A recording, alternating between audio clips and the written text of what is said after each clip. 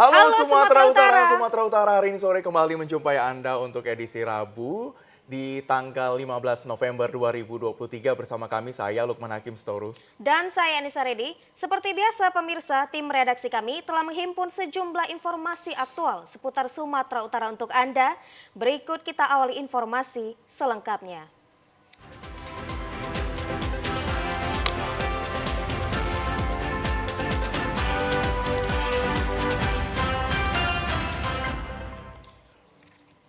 Saudara Direktorat Reserse Kriminal Khusus Polda Sumatera Utara menangkap 2 pelaku penjual organ tubuh satwa yang dilindungi. Polisi menyita kulit dan tulang harimau serta belasan kilogram sisik terenggiling. Dalam rekaman video penangkapan 2 pelaku perdagangan tubuh satwa dilindungi oleh Subdit 4 Tipiter Direktorat Reserse Kriminal Khusus Polda Sumatera Utara terlihat 2 pelaku bernama Martua Simarmata dan Daud Simarmata tertunduk saat petugas melakukan penggeledahan. Dalam penggeledahan itu petugas mendapati kulit dan tulang belulang harimau yang sudah dikemas untuk dikirim. Selain itu petugas juga menemukan 15 kg sisik terenggiling yang disimpan dalam kardus. Kepala Bidang Humas Polda Sumatera Utara Kombes Pol Hadi Wahyudi mengatakan petugas mendapati informasi dari masyarakat adanya seseorang yang hendak menjual kulit harimau. Mendapati laporan tersebut petugas langsung menyamar sebagai pembeli dan menangkap kedua pelaku yang saat itu berada di kota Padang Sidempuan.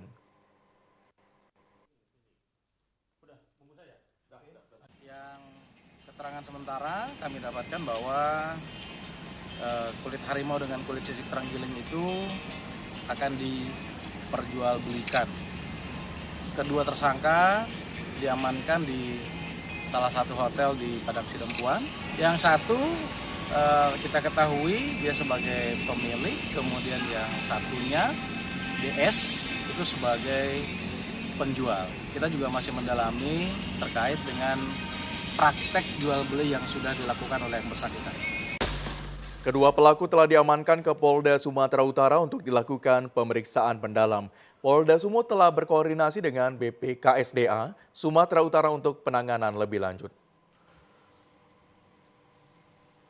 Sementara itu pemirsa, hujan deras yang turun kemarin malam hingga pagi mengakibatkan puluhan hektar sawah milik warga di Dusun 3, Desa Masjid, Kecamatan Batangkuis, Kabupaten Deli Serdang terendam banjir. Peristiwa ini menyebabkan petani mengalami kerugian hingga ratusan juta rupiah.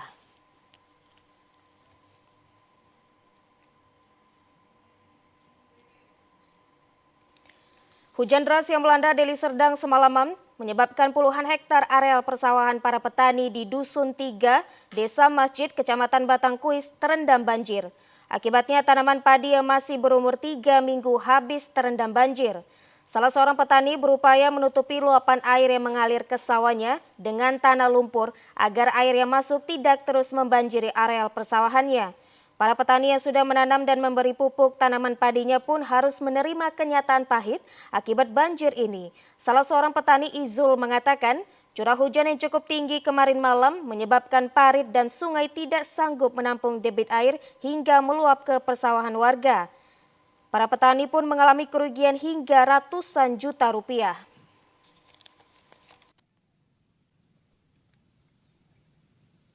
Wah, parit ini tengoklah paritnya Pak, sumbat. Banyak kerugian saya nih Pak. Kalau kerugian Pak, wah cukup besar lah. Itu pun masih utang Pak. Ya udah hampir 15 hari lah, udah mupuk kedua hampir. Mohonlah dilihat ya kan, ditinjau kerugian kami Pak. Tolonglah di itu Pak. Dibantu sedikit. Para petani berharap pemerintah segera turun ke lapangan untuk memberikan solusi serta memberikan bantuan kepada para petani agar dapat menanam padi kembali. Tingginya curah hujan menyebabkan banjir bandang melanda 4 desa di Kenegrian Sihotang, Kecamatan Harian, Kabupaten Samosir.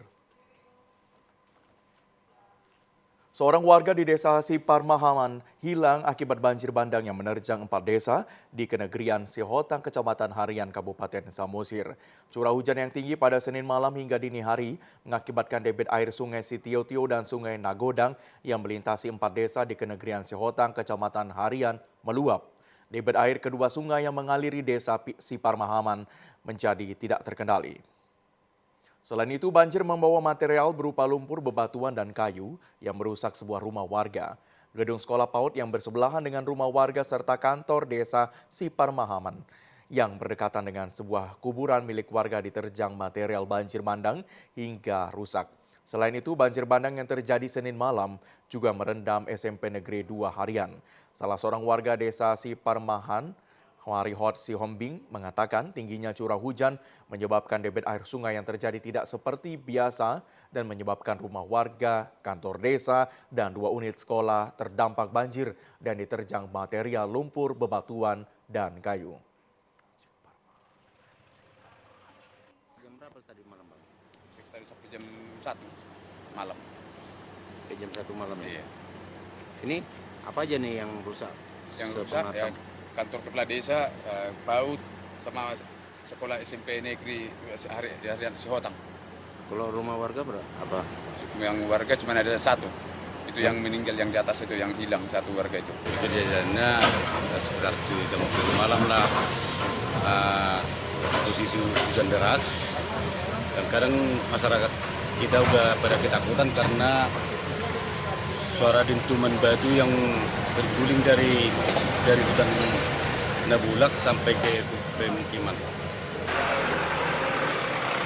Kepala Desa Siparmahan Bertua Sihotang mengatakan banjir bandang terjadi pada pukul 7 Senin malam. Warga sempat ketakutan karena mendengar suara dentuman batu besar yang diseret oleh arus air sungai. Material kayu dengan jumlah yang banyak dibawa oleh arus banjir diduga berasal dari hutan tele yang dilakukan penebangan liar.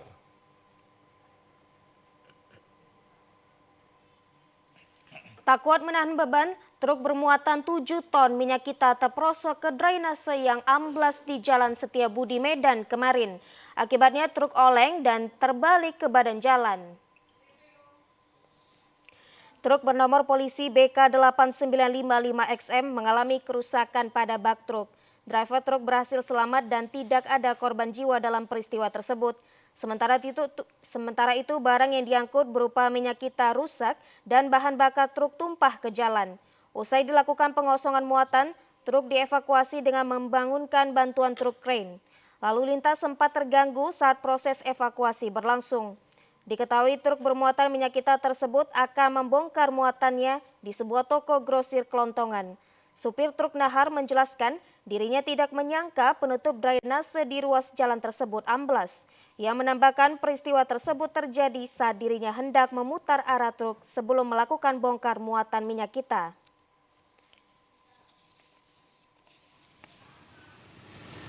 Awalnya kan kepala arah ke sana. Arah ke sana. Cuman laporan ke grosir bahwasanya kepalanya harus putar ke sana. Jadi kami mutar dari sini, mutar sampai kepala kemari. Kami muatan. Ya. Kami muatan. Terus ini ban naik ke atas. Kami nggak tahu ini nggak tahan, karena nggak ada konfirmasi bahwasanya ini nggak tahan. Apa namanya? Entah apa lagi namanya. Berarti akibat masuk lubang Jadi terbalik. Bang ya. Saudara, Medan Zoo bekerja sama dengan Balai Besar Konservasi Sumber Daya Alam Sumatera Utara melakukan evakuasi terhadap orang utan Kalimantan berjenis kelamin betina yang diduga mengalami obesitas pada Rabu siang. Evakuasi yang dilakukan petugas gabungan BBKSDA Sumatera Utara dan Medan Zoo ini untuk memberikan pertolongan pertama terhadap orang utan Kalimantan yang kondisi kesehatannya kurang baik.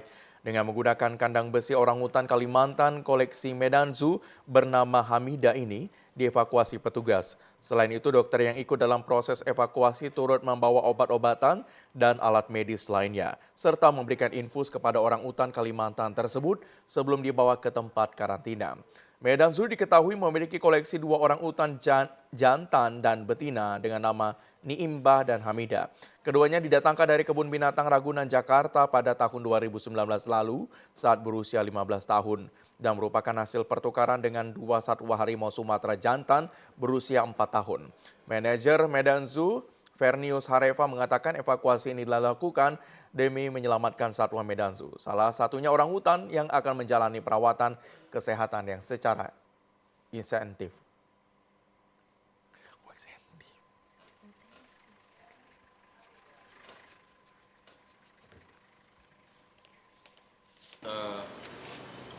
Demi keselamatan satwa termasuk orangutan, ya, jadi kami sudah bekerja sama dengan Balai Konservasi Sumber Daya Alam BKSDA untuk sementara dirawat intensif. Nanti setelah pulih nanti akan dikembalikan. Karena obesitas ini kita mengantisipasi ya, supaya orangutannya selamat. Sebelumnya koleksi satwa Medan Zoo yakni harimau Sumatera bernama RH mati pada 6 November 2023 lalu.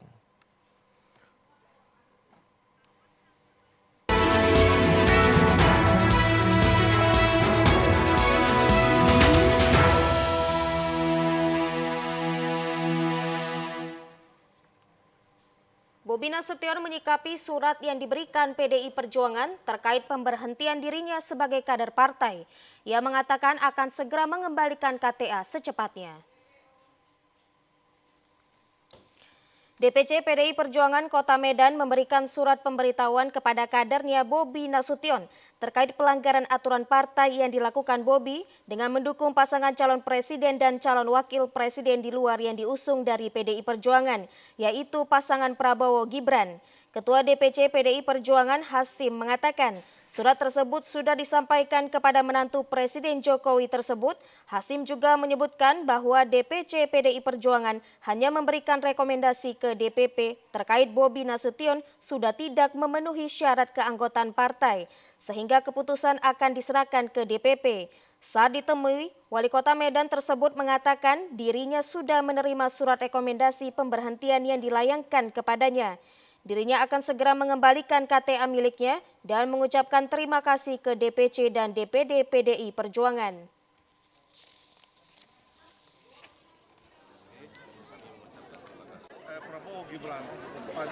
Pokoknya suratnya baru saya terima tadi malam, saya sudah terima suratnya tadi malam. Isi suratnya. Ya, tanggapannya terhadap surat itu seperti apa, Pak? Tanggapannya, ya, tentunya terima kasih kepada PDI Perjuangan yang sampai dengan hari ini juga mensupport saya di pemerintahan Kota Medan, yang mudah-mudahan kedepannya terus mensupport untuk masyarakat, untuk kepentingan masyarakat, kepentingan yang lebih besar daripada kepentingan yang masing-masing. Pak, sedikit Pak Wali.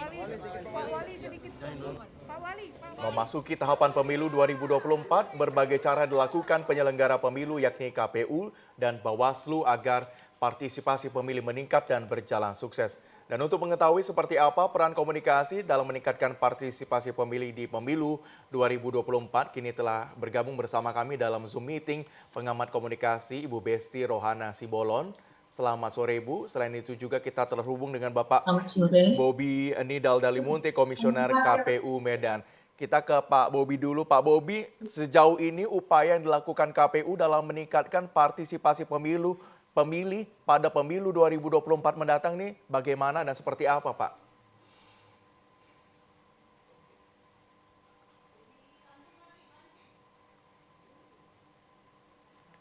Baik, Pak Topik sudah mendengar suara kami, mohon maaf Pak. Halo Pak Bobi. Dengar Bang? Halo. Baik, Pak Taufik dari Komisioner KPU, pertanyaannya Pak Taufik, sejauh ini KPU dalam perannya dalam meningkatkan partisipasi pemilu pada pemilu 2024 mendatang ini seperti apa Pak yang sudah dilakukan? Ya baik, terima kasih kepada presenter dan TVRI Sumatera Utara telah memberi kesempatan mengundang kita untuk berkomunikasi. Baik, KPU Kota Medan sampai saat ini sudah melakukan berbagai macam upaya dan dalam bentuk kegiatan-kegiatan serta dalam bentuk sosialisasi dalam rangka peningkatan partisipasi masyarakat dalam pemilihan umum tahun 2024 nanti, yaitu pada tanggal 14 Februari tahun 2024. Upaya-upaya KPU Kota Medan telah melakukan berbagai macam kegiatan seperti salah satunya adalah Rumah Pintar Pemilu, kemudian sosialisasi ke sekolah-sekolah dan sosialisasi kepada instansi pemerintah, ya, tokoh agama serta tokoh masyarakat juga. Yang mana kegiatan itu dalam rangka mengundang seluruh masyarakat yang khususnya telah memiliki usia pilih, ya, usia pilih untuk melakukan haknya mengikuti pemilu tahun 2024 nanti. Kemudian sosialisasi juga kita sampaikan kepada masyarakat yang sudah memiliki hak pilih namun belum terdaftar di dalam daftar pemilih tetap DPT kita yang sekitar 1.800.000 sekian itu, untuk melakukan pendaftaran secara mandiri. Kemudian kemudian kepada kawan-kawan, ke bapak-bapak yang sudah pensiun di TNI Polri untuk dapat melakukan pendataan sebagai pemilih di tingkat mulai dari PPS sampai dengan nanti langsung ke KPU Kota Medan. Begitu kira-kira, Bang. Baik Pak, kami beralih kepada Ibu Besti. Selaku pakar komunikasi Ibu, menurut Ibu kira-kira bagaimana upaya yang telah dilakukan oleh KPU dan Bawaslu sejauh ini dalam meningkatkan partisipasi pemilih, terutama pemilih pemula, Ibu? Ya, terima kasih Kak Anissa. Nah, tadi saya sudah lihat ya, ketepatan baru semalam ini ngobrol-ngobrol dengan Pak Robi dari KPU. Nah, saya cek ya, ternyata dari yang saya cek itu komen terhadap apa yang disampaikan oleh teman-teman dari KPU kurang ya, saya lihat. Jadi interaksi terhadap kegiatan pemilu yang diharapkan sebenarnya selalu ada itu masih kurang. Misalnya, kalau kita lihat di Instagram daripada Bawaslu sama KPU, pengikutnya itu kan udah kurang lebih 4.000 dengan 5.000. Nah, tetapi komentar ataupun masukan-masukan yang diharapkan di akun media sosial tersebut belum kelihatan secara aktif begitu. Juga di TikTok ya, kemarin saya akhirnya bergabung memfollow ya kan. Nah, di TikTok juga KPU belum banyak followernya sehingga kegiatan-kegiatannya belum terlihat banyak ya diinformasikan di media sosial ini. Nah, harapan saya sebenarnya ini harus diperbaiki ya selagi masih ada waktu. Karena apa? Karena harapannya kan ini supaya banyak pemilih daripada milenial maupun Gen Z ini terlibat aktif. Nah, seperti itu. Nah, jadi kalau boleh pihak KPU maupun Bawaslu tetap melakukan interaksi. Nah, bagaimana menurut kawan-kawan? Nah, seperti itu dengan kalimat-kalimat yang mengajak untuk yang lain bisa ada interaksi gitu. Baik Bu, kira-kira komunikasi seperti apa yang harus dilakukan oleh KPU dan Bawaslu ini sebagai masukan juga ya Bu? Kira-kira apakah dengan membuat Reels atau mungkin Facebook, TikTok seperti yang sudah Ibu sebutkan, kira-kira bagaimana komunikasi yang mungkin mampu mengajak masyarakat, terutama tadi pemilih pemula seperti milenial dan Gen Z ini Bu? Kira-kira seperti apa? Nah, oke, kalau dari KPU sama Bawaslu-nya, saya lihat media sosialnya sudah ada. Tetapi kalau untuk media sosial keseluruhan, misal ya, Bawaslu di TikTok itu saya cek-cek tadi belum ya.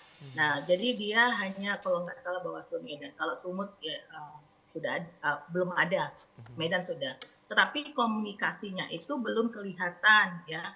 Jadi artinya menjangkau. Kemarin kan ada, tadi juga sudah disampaikan oleh KPU Medan, ada sosialisasi ke pemilih pemula sekolah-sekolah. Tetapi mungkin adik-adik waktu dijumpain kemarin tidak diajak untuk memfollow gitu ya, memfollow media sosial daripada KPU maupun Bawaslu demikian. Sehingga interaksinya terputus sampai di situ. Nah, jadi kalau diajak begitu atau orang-orang yang kemarin dijumpai di setiap sekolah itu selalu aktif melakukan komen ya, semacam kan biasa itu ya, follower-follower itu diikuti oleh simpatisan-simpatisan aktif seperti itu. Nah, jadi itu yang kita harapkan. Karena kalau kita lihat interaksi di internet ini sebenarnya sudah meningkat. Kalau kita lihat dari politisi-politisi sebelumnya menurut penelitian itu tahun 2019 hanya 10 juta interaksi di internet di media sosial. Tapi sekarang sudah 100 juta. Tetapi apakah interaksi tersebut mendatangkan tanggapan-tanggapan positif nggak kelihatan. Itu yang saya lihat kalau yang dari Sumut. Baik, kita ke Pak Taufik, tanggapannya seperti apa? Kita melihat tanggapan dari Ibu Besi mengenai media ini memiliki peranan komunikasi strategis dalam meningkatkan partisipasi pemilih, Bapak. Mungkin dari KPU sendiri ada nggak orang-orang yang mengelola media sosial tersebut untuk melakukan sosialisasi ataupun partisipasi dukungan terhadap pemilih pada pemilu 2024 mendatang, Pak? Iya, sejauh ini. Bahwa KPU Kota Medan dalam melakukan sosialisasi dalam meningkatkan partisipasi masyarakat, saya pikir kita sudah melakukan kegiatan yang cukup baik begitu ya, karena berbagai macam kegiatan ini responnya juga semakin positif. Sejak melakukan sosialisasi menurut data yang saya terima dari bidang media center dan publikasi di Kota Medan ini, bahwa pengikut kita jumlah bertambah, tapi tidak begitu signifikan memang ya. Hanya saja ketika kita melakukan sosialisasi kepada masyarakat, khususnya pemilih pemula itu, kita kan hanya menghimbau untuk memfollow dan mengikuti. Namun kita tidak bisa memaksa kawan-kawan ataupun para peserta atau masyarakat untuk memfollow kita. Namun setiap kegiatan yang kita lakukan itu kita sampaikan khususnya di media sosial dan di media-media ya, di media-media yang terafiliasi dengan kita, yang tergabung dalam media center di KPU Kota Medan. Begitu, Pak. Nah, sekarang ini terkait dengan informasi hoax yang beredar di media sosial, Pak. Ini tentunya akan berdampak terhadap partisipasi pemilih. Upaya yang dilakukan Bapak dari KPU, Komisioner KPU, bersama pihak-pihak terkait dalam menangkal adanya hoax ataupun berita bohong ini akan tentunya nantinya bisa mengurangi partisipasi pemilu pada 2024 ke depannya seperti apa, Pak? Ya, kalau kami menanggapi dalam berita-berita hoax itu adalah paling kita akan menjelaskan kepada masyarakat sebenarnya bagaimana menanggapi berita-berita yang ada di media sosial ya, dan berita-berita informasi yang kebenarannya belum tentu benar ya. Ya, kita dalam melakukan sosialisasi juga kita menghimbau kepada masyarakat peserta sosialisasi tersebut untuk menyeimbangkan informasi yang diterima dari media tersebut dengan mencari informasi-informasi pembanding lainnya ya. Dan kita dari KPU Kota Medan juga meminimalisir informasi hoax tersebut, informasi-informasi bohong ya, dengan menyampaikan informasi yang sebenar-benarnya. Begitu dia. Kemudian Pak, munculnya berbagai akun di media sosial, fake account saat ini yang mungkin menyebarkan informasi hoax, terutama terkait dengan pemilu mendatang. Kira-kira bagaimana tanggapan dan juga sikap dari KPU sendiri dalam menghadapi fenomena ini? Apakah mungkin akan bekerja sama dengan Ditjen Komunikasi untuk memblokir akun-akun tersebut, atau bagaimana Pak kira-kira solusinya? Iya, dalam menanggapi akun-akun fake ya, untuk akun-akun yang saya pikir akun-akun bodong yang seperti yang Mbak sebutkan tadi itu, saya pikir juga nanti kita akan berkoordinasi dan berkolaborasi dengan pihak-pihak terkait dan menyampaikan informasi-informasi tersebut, karena KPU Medan sebagai institusi tidak bisa masuk terlalu jauh dalam penindakan dan penanganan terkait persoalan tersebut. Nanti kita akan koordinasikan dan kita akan berdiskusikan dengan pihak yang terkait dalam hal menangani kasus-kasus tersebut, begitu. Kemudian Bu Besi, kalau kita melihat sekarang masyarakat pemilih ini kan berbeda latar belakangnya, pemikiran juga berbeda. Nah, Ibu Besi, kaitannya dengan penyelenggaraan pemilu, apa yang harus dilakukan penyelenggara pemilu ini agar mungkin partisipasi pemilih nanti dapat meningkat di pemilu 2024, Ibu? Nah, tadi kan disampaikan sosialisasi itu sudah dilakukan, gitu. Tetapi tetap juga memberikan informasi-informasi bahwa dari pihak KPU itu harus memberikan informasi terpercaya gitu ya. Jadi artinya apa yang merupakan kegiatan misalnya pertemuan dengan beberapa golongan-golongan, kelompok-kelompok masyarakat itu di-share saja di media sosial sehingga orang yang melihatnya oh ternyata KPU terus aktif ya di dalam melakukan kegiatan-kegiatan seperti itu dengan golongan-golongan yang ada atau kelompok segmentasi masyarakat baik itu dari pihak akademisi maupun dari tokoh-tokoh masyarakat baik dari beberapa golongan. Nah, itu harus terus dilakukan. Nah, seperti itu. Jadi kalau kita melihat misalnya sekarang ada media sosial yang kadang-kala mungkin menyampaikan hoax ataupun berita yang dianggap fake begitu ya, berita palsu. Nah, namun pihak dari KPU itu terus harus aktif gitu ya. Artinya, kalaupun ada masukan atau dari kepada Bawaslu pesan-pesan yang kira-kira menjurus kepada SARA diingatkan gitu ya bahwa ini semuanya tetap ada undang-undang IT yang akan bisa menjaring hal-hal yang seperti itu. Jadi tetap masyarakat tetap aja diingatkan gitu ya. Ada undang-undang yang akan diberikan sanksi baik itu yang ringan maupun yang berat kalau misalnya kita masuk ke dalam melakukan yang namanya disinformasi, misinformasi maupun malinformasi. Nah, itu kalau dari saya. Baik, itu kan kalau di media sosial Ibu, bagaimana keberadaan alat peraga yang sudah bertebaran di fasilitas umum publik yang saat ini Ibu lihat? Kadang juga kita lihat juga melanggar aturan yang sudah ditetapkan oleh partisipasi pemilih, Bu. Seperti apa, Bu? Ya, kemarin itu ada juga itu ya beritanya itu di Siantar itu kan ada beberapa yang dicabut kan begitu. Nah, jadi hal-hal pemberitaan-pemberitaan ini juga sangat penting sehingga masyarakat kok dicabut begitu kan. Kalau orang yang melek terhadap informasi dia akan lihat oh iya ternyata mulainya itu tanggal 28 November.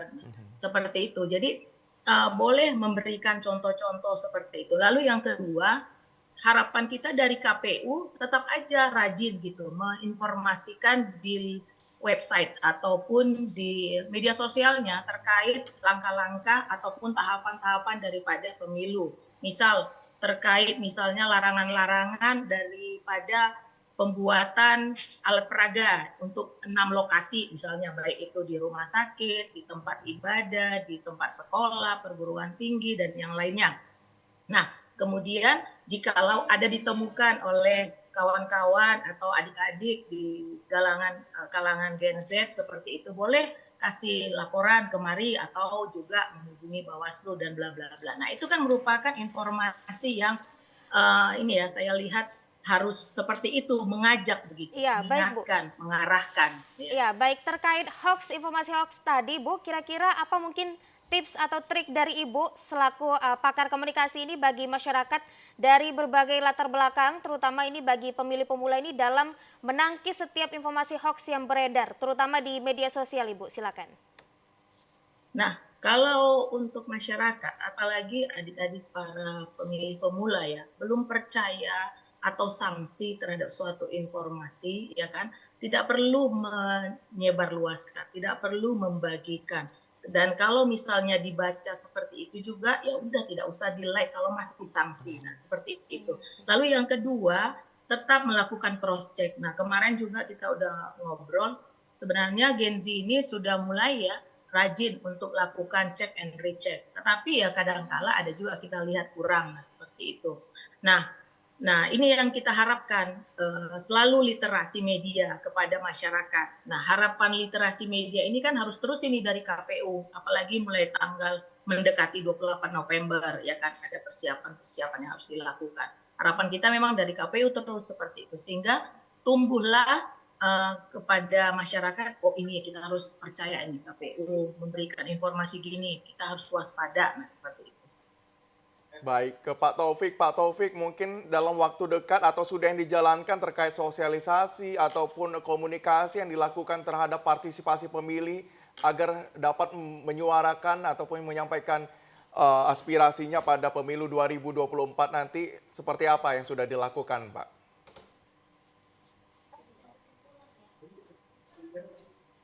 Ibu Kota Medan tadi seperti saya sebutkan tadi sudah melakukan terkait program sosialisasi di sekolah. Ya, sekolah-sekolah kemarin itu sudah rata-rata SMA negeri di Kota Medan itu sudah dilakukan sosialisasi. Kemudian kepada masyarakat, kelompok-kelompok masyarakat seperti ibu-ibu perwiritan dan tokoh pemuda, ya, dan OKP dan organisasi mahasiswa. Jadi media ini sebagai agen informasi yang dapat memberikan informasi terupdate. Ini juga nanti kita akan dalam waktu dekat juga akan mungkin mengaktifkan kembali itu media center dari KPU Kota Medan, ya. Dari mana media center ini adalah terdiri dari yang isinya adalah dari pihak media yang wartawannya, juru tulisnya ataupun jurnalisnya itu ada yang bertugas ngepost di KPU Kota Medan. Begitu kira-kira, Pak. Baik, terima kasih kepada kedua narasumber hari ini, Bapak Taufik dan Ibu Besti, atas penjelasan yang sangat rinci kepada TVRI dan juga pemirsa di rumah. Terima kasih telah bergabung sekali lagi. Selamat sore, selamat beraktivitas kembali. Selamat sore. Terima kasih Bu Lisa, selamat sore. Selamat sore Bapak Ibu. Kita ke informasi selanjutnya, Saudara. Bawaslu Kabupaten Serdang Bedagai melakukan rapat koordinasi dengan partai politik KPU dan Forkopimda terkait penertiban alat peraga sosialisasi yang menyerupai alat peraga kampanye di wilayah Serdang Bedagai. Rakor tersebut digelar menyikapi PKPU nomor 15 tahun 2023 tentang alat peraga sosialisasi yang menyerupai alat peraga kampanye.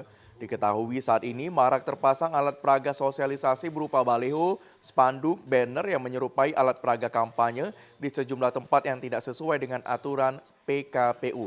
Untuk itu, Bawaslu Serdang bersama Parpol dan Forkopimda akan turun ke lapangan untuk melakukan penertiban APS yang menyerupai APK sesuai himbauan Bawaslu RI. Ketua Bawaslu Serdang Ewin Saputra mengatakan Satpol PP menjadi garda terdepan untuk menurunkan APS yang menyerupai APK. Kegiatan ini akan dilakukan selama 2 hari mulai tanggal 15 hingga 16 November 2023 dengan dibagi menjadi 2 zona yang meliputi seluruh wilayah kecamatan yang ada di Serdang Bedagai.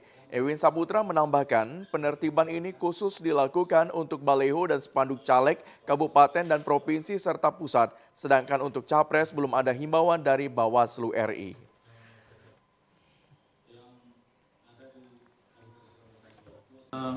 Kami menganggap APS yang ada di sepanjang Jalin Sum, khususnya di wilayah Kabupaten Serdang Bedagai, kami pikir itu sudah tidak sesuai dengan aturan dan ketentuan PKPU 15 tahun 2003. Makanya kami selaku Badan Pengawas Pemilu Kabupaten Serdang Bedagai akan melakukan penertiban APK.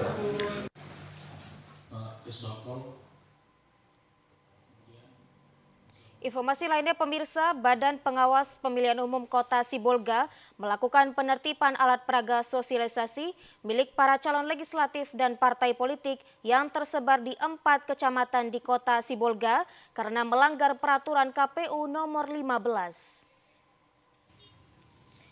Penertiban alat peraga sosialisasi milik para calon legislatif dan partai politik yang dilakukan Badan Pengawas Pemilihan Umum Kota Sibolga ini, salah satunya hanya mencantumkan kata-kata dukungan dan tanda centang atau coblos.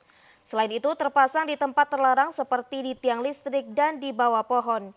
Ketua Bawaslu Kota Sibolga menjelaskan dalam melakukan penertiban alat peraga sosialisasi tersebut, pihaknya telah menggelar rapat koordinasi dengan KPU dan pimpinan partai politik.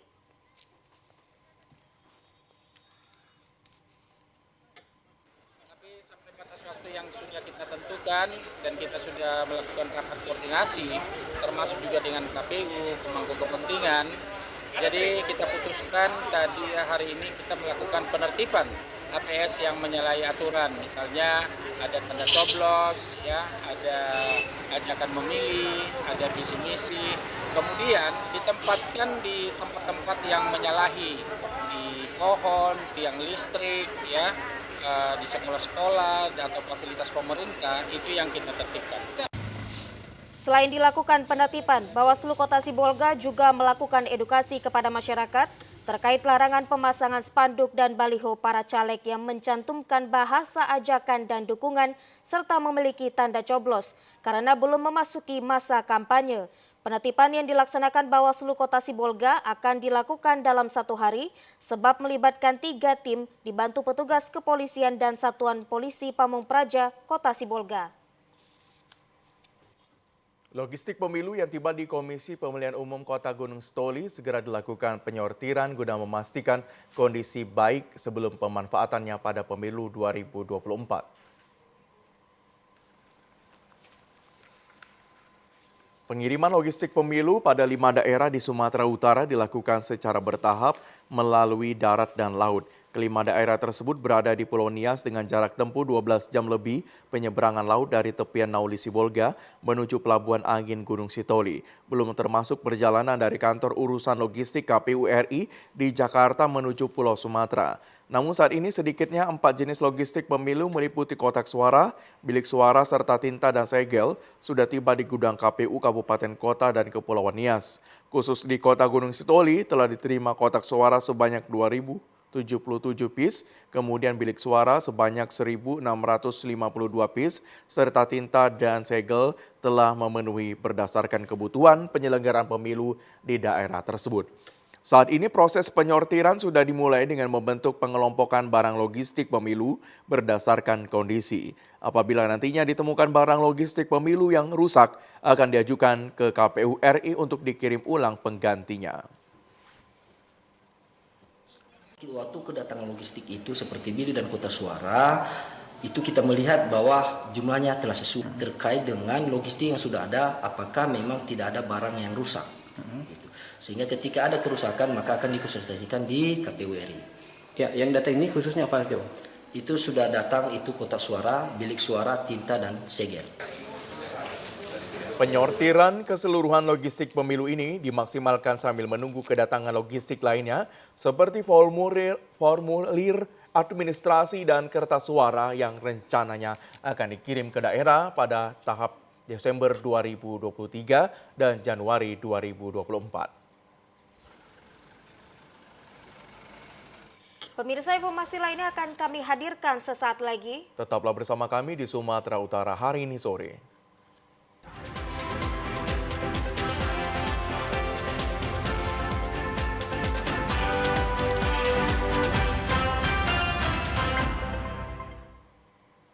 Selamat sore dan selamat bergabung bagi Anda yang baru saja menyaksikan Sumatera Utara hari ini sore. Saudara, para pelaku UMKM di sepanjang jalan lintas Kabupaten Langkat menuju Aceh, tepatnya di Kecamatan Tanjung Pura dan Kecamatan Gebang, merugi akibat dibukanya jalan tol.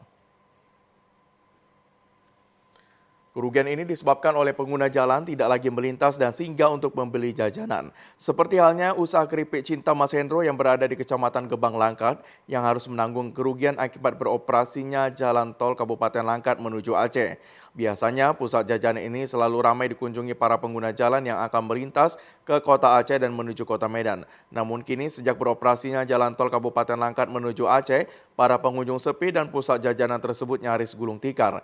Kondisi ini dirasakan para pekerja di pusat jajanan tepatnya di Kecamatan Tanjung Pura dan Kecamatan Gebang. Guna mengantisipasi hal tersebut, para pelaku UMKM harus berinovasi dan berkreasi agar para pengguna jalan lintas tetap berkunjung ke masing-masing pusat jajanan.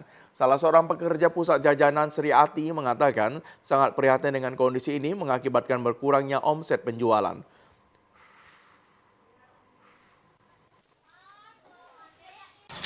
Ya, kami pun turut sedih lah karena omset ini berkurang. Biasa gajian kami cepat nih jadi terlambat karena pengunjung tadi kurang, pembeli pun kurang. Itulah jarang yang singgah. Harapannya ya kalau bisa ya pembeli rame, jadi kami pun gajiannya bisa lancar, bekerja tetap berjalan terus. Para pelaku UMKM dan pekerja berharap adanya solusi dari pemerintah daerah sehingga pusat jajanan yang berada di sepanjang jalan lintas Kabupaten Langkat menuju Aceh tidak merugi dan gulung tikar. Meskipun berbahaya, para pedagang tetap berjualan setiap hari di pasar pinggiran rel kereta api di Jalan Veteran Belawan, Kota Medan, Sumatera Utara. Pedagang nekat menjajakan dagangan di lokasi tersebut meskipun beresiko dan mengganggu lalu lintas kereta api saat melintasi pasar di pinggir rel kereta api. Puluhan pedagang menawarkan barang dagangannya di area lokasi penjualan tersebut dan hampir setiap 1 jam sekali pedagang memberi jalan belasan gerbong kereta api yang melintasi pasar. Akibat maraknya pasar modern membuat tergusurnya pasar tradisional yang terletak sekitar 25 km dari pusat kota Medan.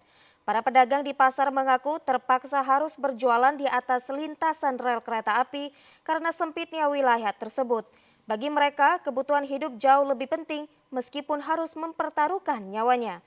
Para pedagang berharap agar pemerintah Kota Medan dapat melihat pedagang kecil yang sangat membutuhkan bantuan dan perhatian khusus tersebut dengan memberikan lahan kepada pedagang kecil untuk berjualan agar dapat memenuhi kebutuhan ekonomi mereka.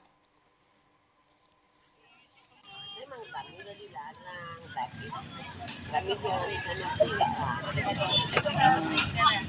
tumpur aja. Iya. Kasihan. Kalau memang ada Kak 2 hari berusuh lah. Ya kan? Makanya, kalau bisa kemarin mau di sana. Dari kecil-kecil. Oh. Udah habis semua anak. Artinya Bu, kalau jualan di sini nggak was-was Bu kalau ada rel kereta api tiap hari lewat? Dari jauh udah nampak baru. Nampak udah kalau sini nggak apa-apa. Iya ya. Ini nggak. Apa nggak repot Bu? Nggak repot. Cari makan buat anak sekolah. Iya. Itu biaya sekolah yang itu aja kita mau. Yang penting jangan digusur pula, kasihan ya Bang ya. Puluhan siswa SMP Negeri 13 Kota Binjai kemarin siang menggelar drama dan vokal grup sekaligus penutupan seminar sikap kekerasan, perundungan, dan bullying yang diselenggarakan jajaran Dinas Pendidikan Kota Binjai. Kreativitas para siswa dan guru di sekolah semakin antusias menuju dunia pendidikan yang lebih baik dan berkembang. Hal ini dibuktikan dengan berbagai kegiatan Merdeka Belajar dan proyek penguatan profil sekolah Pancasila yang dilakukan di masing-masing sekolah di Kota Binjai. Salah satunya adalah belajar dari lingkungan hidup dan situasi seperti perundungan dan bullying yang dialami para siswa di sekolah. Mengantisipasi maraknya perundungan dan bullying ini diperlukan kerjasama di jajaran sekolah, yakni siswa, guru, serta pihak terkait di lingkungan sekolah. Tindakan bullying ini terjadi akibat kegiatan yang dilakukan secara berulang tanpa adanya larangan dari pihak sekolah. Sikap perundungan dan bullying ini membuat siswa menjadi tidak nyaman, mengakibatkan depresi bagi korban bullying. Menyikapi hal tersebut, para siswa sekolah menengah pertama menggelar kegiatan drama dan vokal grup agar dapat memberikan contoh yang baik. Pemerintah Kota Binjai melalui Dinas Pendidikan mendukung penuh dan mengapresiasi kegiatan pencegahan perundungan dan bullying dengan menggelar kegiatan workshop di masing-masing sekolah. Kepala Dinas Pendidikan Kota Binjai, Edi Mulya, mengatakan paradigma baru seorang guru bukan sebagai pengajar, namun merupakan seorang pendidik yang harus peduli dengan anak didiknya, sehingga memiliki kelakuan yang baik dan terhindar dari sikap perundungan dan bullying. Jadi paradigma baru tentang seorang guru itu sudah berubah. Artinya apa? Guru itu bukan hanya lagi sebagai seorang pengajar, tetapi dia juga sebagai seorang pendidik. Kalau dulu mungkin guru setelah dia mengajar, dia pulang ke rumah, dia tinggalkan siswanya. Nah sekarang sebagai seorang pendidik, dia harus tetap mendidik anak itu bagaimana dia bisa berperilaku yang baik. Tidak melakukan perundungan, tidak melakukan tindakan kekerasan, intoleransi. Berbagai kegiatan positif di lingkungan sekolah diharapkan mampu membuat para peserta didik terhindar dari sikap perundungan dan bullying yang bisa berakibatkan fatal bagi perkembangan generasi bangsa. Sementara itu pemirsa, Dinas Kesehatan Kabupaten Toba menggelar simulasi layanan Public Safety Center atau PSC 119 pada puncak perayaan Hari Kesehatan Nasional ke-59 kemarin. Dalam simulasi tersebut, para personil tim PSC 119 Dinas Kesehatan Toba memperagakan cara meminta bantuan PSC 119 dan melakukan pertolongan pertama terhadap korban kecelakaan lalu lintas hingga ambulans datang. Kepala Dinas Kesehatan Toba, Freddy Seventri Sibarani, mengatakan layanan tersebut telah dibentuk sejak tahun 2018 bekerjasama dengan Kementerian Perhubungan untuk membantu penanganan kesehatan masyarakat yang tidak hanya berhubungan dengan kecelakaan, tetapi juga dalam situasi kritis. Ia juga menyampaikan layanan ini dibentuk untuk mempercepat penanganan dan pertolongan pada korban yang membutuhkan penanganan segera. Freddy menjelaskan, bila ada masyarakat yang menghubungi 119, maka call center akan menanyakan di mana lokasi kejadian berada dan akan mengarahkan ambulans dari puskesmas, pos kesehatan rumah sakit pemerintah yang paling dekat dengan lokasi kejadian. Layanan ini masih hanya terintegrasi dengan layanan kesehatan dan rumah sakit saja, namun kedepannya akan diupayakan untuk terintegrasi dengan kepolisian dan pemadam kebakaran. Freddy menambahkan, jika ada warga dalam keadaan darurat seperti kecelakaan lalu lintas dan ingin melahirkan, maka dapat menghubungi layanan PSC 119 dengan nomor 0811 6211 119. Penanganan kepada masyarakat yang bersifat kedaruratan ataupun yang membutuhkan pertolongan segera. Jadi dengan hanya mengkontak nomor 119.0 itu masyarakat bisa mengakses layanan. Kita jemput bola pelayanan untuk bisa mengakses pelayanan kepada masyarakat dan masyarakat tidak harus menunggu lama. Segera kita bisa refer ke rumah sakit untuk mendapatkan pertolongan yang baik. Rencana kita akan melakukan bridging kepada pihak terkait, namun saat ini kita hanya masih terkoneksi kepada masyarakat yang menghubungi kita untuk bisa mendapatkan pelayanan ke rumah sakit ataupun ke tempat rujukan yang sesuai dengan kebutuhan masyarakat.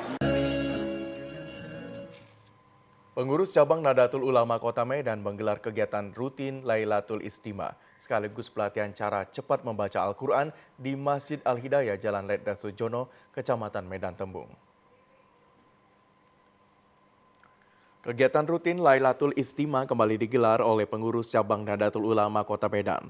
Ajang perkumpulan antara warga Nahdlatul Ulama Kota Medan di tingkat kecamatan dengan pengurus Cabang Nahdlatul Ulama di Kota Medan ini dilakukan sebagai wujud mempererat tali silaturahmi sekaligus menyolidkan antara warga Nahdlatul Ulama. Dalam Lailatul Istima kali ini juga dilakukan pelatihan cara cepat membaca Al-Quran yang dipandu oleh Rais Syuria Pengurus Cabang Nahdlatul Ulama Kota Medan, Kiai Haji Muhammad Royhan Nasution. Majelis dengan materi cara cepat membaca Al-Quran ini merupakan metode membaca Al-Quran yang kerap dikuasai oleh warga Nahdlatul Ulama.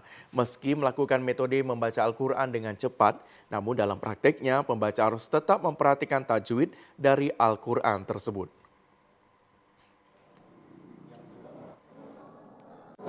Tujuannya ini adalah untuk berkumpul antara pengurus cabang dan pengurus MWC. Kalau di kecamatan namanya MWC. Kita di dalam Lailatul Istima ini untuk membicarakan hal-hal yang menjadi program dan kita maupun hal-hal yang perlu kita pecahkan. Dan pada malam ini kebetulan kita membuat acara ini untuk pelatihan membaca Al-Quran cepat, pola 24 jam. Lailatul Istima digelar dalam kurun waktu 2 hingga 3 kali dalam sebulan dan berharap dapat meminimalisir buta huruf Al-Quran yang masih terdapat di berbagai daerah. Informasi lainnya pemirsa, dalam upaya meningkatkan literasi pada anak didik, Dinas Perpustakaan secara rutin gelar perpustakaan keliling dan bentuk pojok baca di desa di Kabupaten Labuhan Batu Utara, sekaligus mengurangi pengaruh negatif gadget pada anak-anak. Membaca adalah jendela dunia, suatu moto yang harus ditanamkan kepada masyarakat, terutama anak didik di sekolah dalam upaya meningkatkan minat baca pada anak secara dini. Selain menggelar mobil perpustakaan keliling secara rutin ke sekolah-sekolah, Dinas Perpustakaan Labura juga membangun dan membentuk pojok baca di tempat strategis dan ramai dengan menyediakan buku bacaan yang menarik serta mendidik, yang bertujuan untuk menarik minat dan meningkatkan literasi ilmu pengetahuan pada anak-anak. Dalam mencerdaskan kehidupan bangsa, salah seorang siswa sekolah dasar Azari Purnomo mengatakan merasa sangat senang dengan adanya mobil perpustakaan keliling ini, membuat mereka dapat membaca beragam buku yang menarik. Senang. Senang ya? Ya, dengan senang ini apa yang dilakukan Jali dengan datangnya perpustakaan keliling? Membaca buku. Jadi buku-buku apa aja yang dibaca?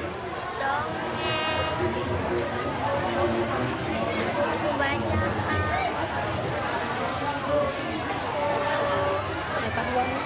pengetahuan. Kepala Dinas Perpustakaan Labura, Abdi Yoso, menjelaskan bahwa Dinas Perpustakaan Labura saat ini memiliki 3 unit mobil perpustakaan keliling dan secara rutin mengunjungi sekolah secara terjadwal. Juga membangun pojok baca sekaligus bekerja sama dengan kelompok minat baca dan stakeholder lainnya. Fungsinya adalah untuk melayani kepada masyarakat, baik anak-anak sekolah maupun masyarakat di sekitarnya untuk dapat membaca, terutama kami menggalakkan literasi agar minat baca daripada masyarakat maupun anak-anak didik baik di sekolah TK, SD, SMP, SMA rutin kami datangi tiap-tiap minggu, berputar tempat, berganti tempat. Tujuannya adalah untuk mencerdaskan bangsa, anak didik bangsa ini. Selain berupaya meningkatkan minat baca, pihaknya juga berharap agar secara dini anak-anak dapat terhindar dari pengaruh negatif gadget. Dan berikut kami sampaikan informasi perakhiran cuaca di sejumlah daerah di Sumatera Utara dari Badan Meteorologi, Klimatologi, dan Geofisika Wilayah 1 Medan yang berlaku untuk esok Kamis 16 November 2023. Halo Sobat BMKG. Senang sekali saya, Lestari Irene Purba, menyapa Sobat BMKG dimanapun berada untuk menyampaikan informasi perakhiran cuaca dan titik panas untuk wilayah Sumatera Utara untuk hari Kamis 16 November 2023. Pagi hari cuaca diperkirakan berawan dan hujan ringan di Kepulauan Nias, Langkat, Medan, Serdang Bedagai, Batu Bara, Tebing Tinggi, dan sekitarnya. Untuk siang hingga sore hari, berpotensi hujan dengan intensitas ringan hingga lebat di sebagian besar wilayah Sumatera Utara, dengan potensi hujan lebat terjadi di wilayah Langkat, Karo, Simalungun, Samosir, Padang Sidempuan, Asahan, Toba, Tapanuli Utara, Fakfak Barat, Humbang Hasudutan, Dairi, Tapanuli Tengah, Sibolga, Tapanuli Selatan, Mandaling Natal, Kepulauan Nias, Padang Lawas Utara, Padang Lawas, Labuan Batu Selatan, dan sekitarnya. Untuk malam hari berpotensi hujan dengan intensitas ringan hingga lebat di sebagian besar wilayah Sumatera Utara, dengan potensi hujan lebat terjadi di wilayah Langkat, Binjai, Deli Serdang, Medan, Serdang Bedagai, Karo, Samosir, Padang Sidempuan, Toba, Humbang Hasudutan, Fakfak Barat, Tapanuli Utara, Tapanuli Tengah, Sibolga, Tapanuli Selatan, Mandaling Natal, Kepulauan Nias, Padang Lawas Utara, Padang Lawas, dan sekitarnya. Untuk dini hari, cuaca diperkirakan berawan dan berpotensi hujan dengan intensitas ringan di wilayah Kepulauan Nias, Langkat, Samosir, Toba, Simalungun, Binjai, Deli Serdang, Karo, dan sekitarnya. Suhu udara di Sumatera Utara diperkirakan 18 hingga 33 derajat Celcius dengan kelembapan udara 60 hingga 95%. Arah angin bertiup dari arah tenggara hingga timur dengan kecepatan angin 10 hingga 30 km per jam. Tidak terpantau adanya titik panas di wilayah Sumatera Utara dari pantauan pada tanggal 14 November 2023. Dihimbau kepada masyarakat yang berada di wilayah lereng barat, pantai barat, lereng timur, pantai timur, dan pegunungan Sumatera Utara untuk waspada hujan dengan intensitas lebat yang mengakibatkan bencana hidrometeorologis seperti banjir dan longsor. Demikian perakhiran cuaca untuk hari Kamis 16 November 2023. Semoga bermanfaat dan sampai jumpa kembali. Informasi tadi mengakhiri jumpa kita di Sumatera Utara hari ini sore. Mewakili kerabat kerja yang bertugas, saya Lukman Hakim Storus. Dan saya Nisa Redi mengucapkan terima kasih atas perhatian dan juga kebersamaan Anda. Selamat sore dan sampai jumpa.